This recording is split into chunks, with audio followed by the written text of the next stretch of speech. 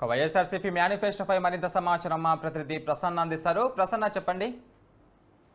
గురు YCP manifesto ఈ నెల రెండో వారంలో రిలీజ్ చేయడానికి ప్లాన్ చేస్తున్నారు. యాక్చువల్ గా సిద్ధం సభ ఉంది. రెండో వారంలో సిద్ధం సభ తర్వాత మేనిఫెస్టో రిలీజ్ చేయాలి, లేకపోతే సిద్ధం సభలోనే చేయాలనే ఒక చర్చ అయితే ప్రధానంగా జరుగుతుంది. ఎందుకంటే మేనిఫెస్టో విడుదల కార్యక్రమాన్ని కూడా ఒక సభలాగా చేయాలన్న ఆలోచనలో పార్టీ వర్గాలు ఉన్నాయి. అందుకని దీని మీద ప్రత్యేకంగా దృష్టి పెట్టారు. అయితే ప్రధానంగా మేనిఫెస్టోలో ఎప్పుడు రిలీజ్ చేసినా ఏ అంశాలు పెడతారన్నది ఇంపార్టెంట్ గా మారింది. ఎందుకంటే జగన్ పదే 90%, 99% మేనిఫెస్టో పూర్తి చేసాం.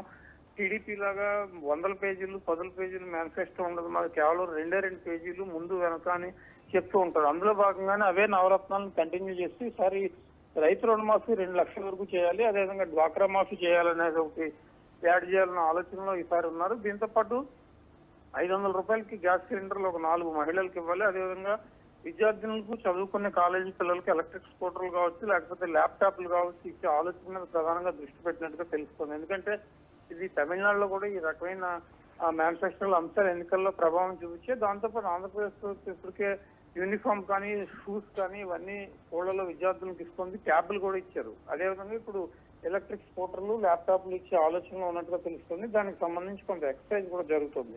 మొన్న మేనిఫెస్టోకి సంబంధించి మీటింగ్ జరిగింది. సీనియర్ నాయకులతో జగన్ మాట్లాడారు. అదేవిధంగా ఆర్థిక పరిస్థితికి సంబంధించి అధికారులతో కూడా చర్చ జరుపుతున్నట్టుగా తెలుస్తుంది. మొత్తానికి ఈ అంశాలన్నిటి మీద చూసుకుని ఎలాంటి అంశాలు మేనిఫెస్టోలో ఉండాలి, ఏంటి ప్రజలకు ఉపయోగపడే నవరత్నాలతో పాటు ఇంకా ఏమి ఉండాలనే దాని మీద దృష్టి పెట్టి పరిస్థితి కనిపిస్తోంది. ఈ రెండో వారంలో అయితే మేనిఫెస్టో అదేవిధంగా అభ్యర్థులను పూర్తి స్థాయి జాబితా 2 ప్రకటించే అవకాశాలు అయితే కనిపిస్తున్నాయి.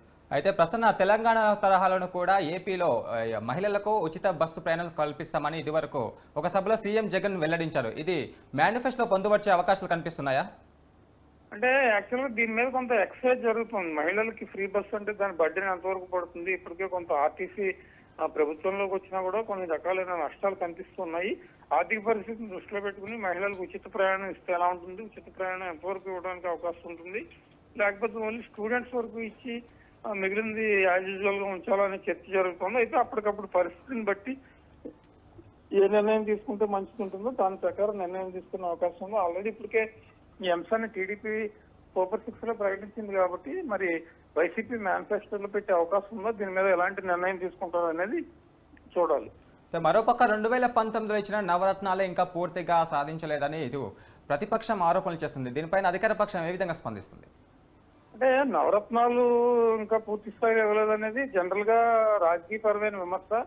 నవరత్నాల్లో పెన్షన్స్ కావచ్చు, లేకపోతే అమ్మఒడి కావచ్చు, రైతు భరోసా కావచ్చు, ఇవన్నీ కూడా ఎప్పటికప్పుడు ఏ వాయిదాకి ఆ వాయిదా అమలవుతున్న పరిస్థితి. ఒక మద్యపాన నిషేధం ఒకటి పెట్టారు, అది కూడా దశల వారీగా చేస్తామని చెప్పారు. కానీ రెవెన్యూ పరంగా చూసుకుంటే అది కొంచెం ఇబ్బంది అయ్యే పరిస్థితి. ఎందుకంటే ఆంధ్రప్రదేశ్ లో ఎవరు అధికారంలో ఉన్నా కూడా మద్యం మీద ఎక్కువగా ఇన్కమ్ వస్తూ ఉంటుంది కాబట్టి దాని మీద పూర్తి స్థాయిలో దృష్టి పెట్టలేకపోయారు.